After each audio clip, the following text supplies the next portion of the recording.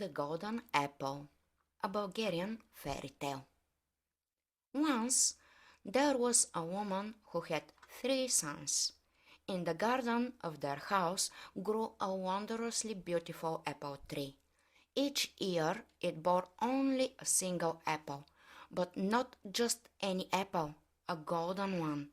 Yet on the very night when the apple ripened and shone so brightly among the branches that the whole garden glowed, a fierce dragon would swoop down and snatch it away. One year, when the time came for the apple to ripen, the eldest son said to his mother, "Mother, I will go and guard the apple. Give me a knife and some walnuts so I don't fall asleep." So the eldest son sat down beneath the apple tree and began cracking walnuts. Suddenly, a fierce wind began to blow, bending the trees all the way to the ground. A dark cloud covered the moon and the stars, and from it the fierce dragon swooped down, snatched the golden apple, and before the eldest son could even realize what had happened, it had flown away. The next year, the middle son said to his mother, "Mother, I will go and guard the apple. Give me a knife and some walnuts, and I will be on my way."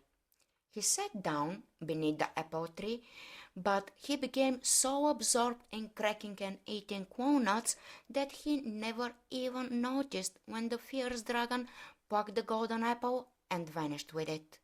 On the third year, the youngest son said, "Mother, this time I will guard the apple. Give me the knife." That evening the youngest lad climbed the tree, settled among the branches close to the apple, and waited. Toward midnight a mighty rumbling was heard, the air began to tremble, and the fierce dragon swooped down toward the golden apple.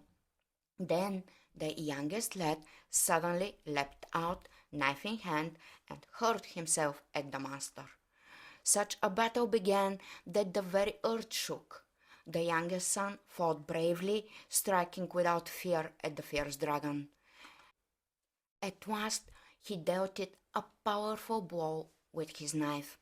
With a roar of pain, the dragon beat its wings and, struggling, rose up toward the clouds. The youngest lad picked the golden apple and brought it to his mother. Meanwhile, his older brothers had been sleeping so deeply that he could barely wake them to set off in search of the wounded dragon. The trail of the creature's blood led them to a cave so dark and so deep that no one could see the bottom. The eldest brother declared that he was the bravest hero and demanded to be lowered into the cave first. They tied a rope around his waist and let him down, but when he reached halfway, he grew frightened and shook the rope hard for them to pull him back up.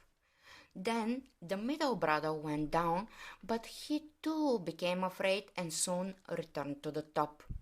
At last it was the youngest brother's turn. He said, "Now I will go down. If I shake the rope once, lower me further.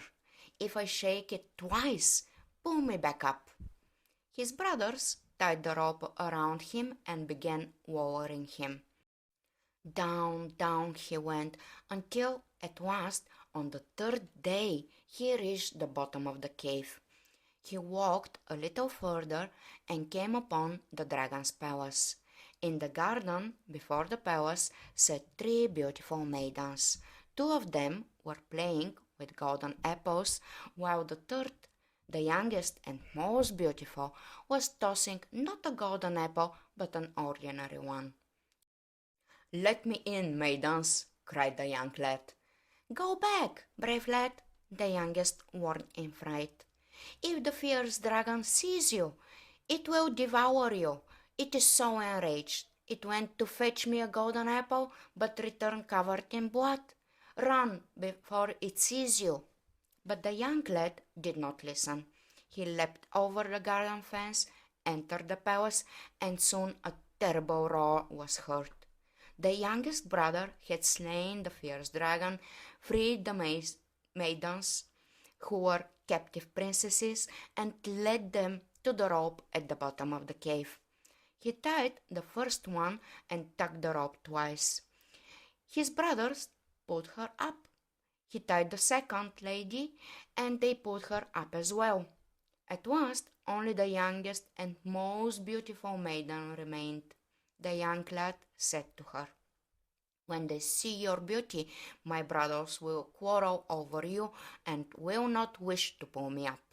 But if I climb out first, and then we bring you up, something might happen to you here, and I won't be able to come to your aid. So you must go up before me.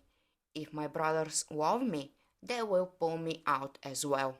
If not, well, I will find my own way somehow." Then the maiden said, "Take this ring. I give it to you because I like you. If they quarrel over me above, I will say that I will marry the one who gives me self-created clothes. And only the person who owns this ring can give me such clothes.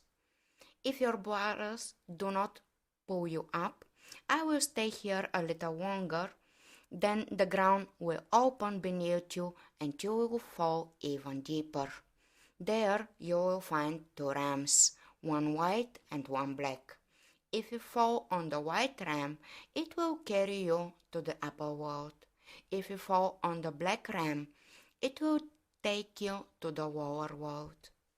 Meanwhile, the brothers began to pull on the rope, but the young lad took the ring and bade the maiden farewell.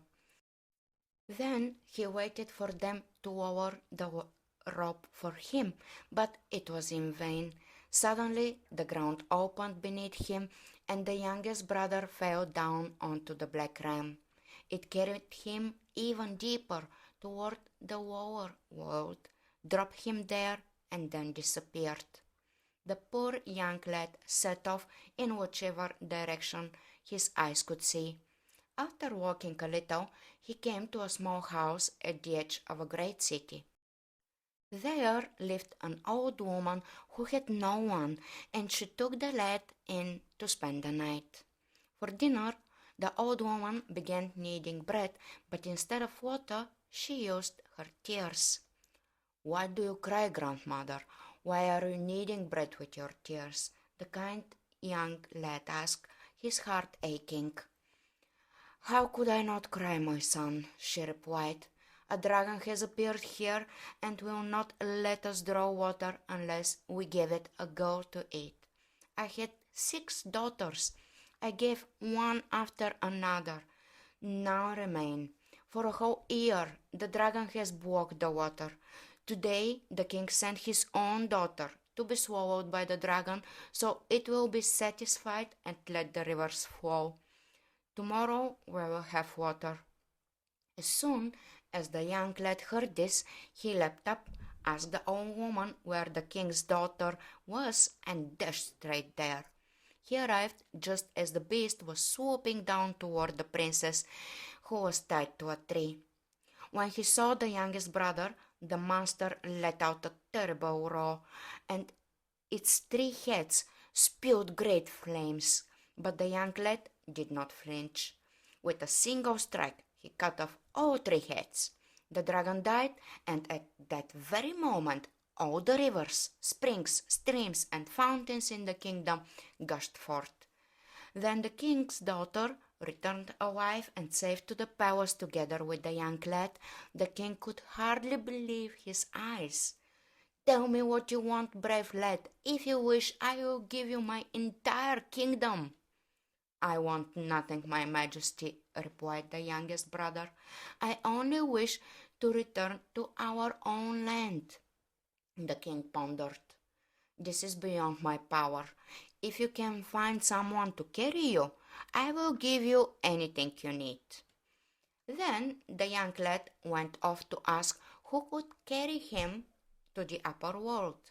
One man told him to see the great eagle, whose eaglets were always restless and could not be let away in a large tree at the edge of the forest. The young lad went to the tree, lay down and fell asleep. At one point, the eaglets began to cry, and he awoke. Waking up, he saw a three-headed serpent climbing the tree.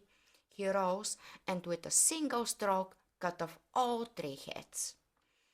When the mother eagle and father eagle arrived, they swooped toward the young lad to peck him, but the eaglet said, "That man killed the three-headed serpent and saved us," cried the eaglets. Then the eagles said to the young lad, "Well, brave lad, what good deed would you have us do for you?" "I want nothing," replied the young lad. "I only wish to be carried to the upper world." "Very well," said the old eagle. "I will carry you. But first, feed 2 buffalo calves born today. When they grow, slaughter them and cut their meat into pieces. Then fill one hide with the meat and the other with water. Make a cage, fasten it with iron chains, and place the hides inside. Then call me." The young lad went to the king, who ordered everything the eagle had requested. When all was ready, the eagle arrived. "Enter the cage," the bird told the youngest brother. "I will carry you upward. When I say ga, give me meat. When I say pew, give me water." The eagle took flight and carried the lad. Whenever it said ga, he gave it meat. When it said pew, it gave it water. But the prepared meat was not enough, so the young lad quietly began cutting meat from his own legs to feed the eagle. At last, they reached the upper world. "Come on, brave lad, rise and go. You are home." "I cannot walk," he said. "I cut meat from my legs to feed you until we arrived." Then the eagle brushed the young lad's legs with its wings, healing them. He jumped down and headed home. There his brothers were still quarreling over the youngest maiden. When she saw the young lad, she rejoiced and said, "I want self-made clothes. Whoever gives them to me, I will choose him." The youngest brother remembered the ring, looked at it, and instantly the self-made clothes appeared, shining with wondrous beauty. Then they held a wedding, celebrating for 3 days and 3 nights under the branches of the apple tree, and even to this day it bears a single golden apple each year. The end.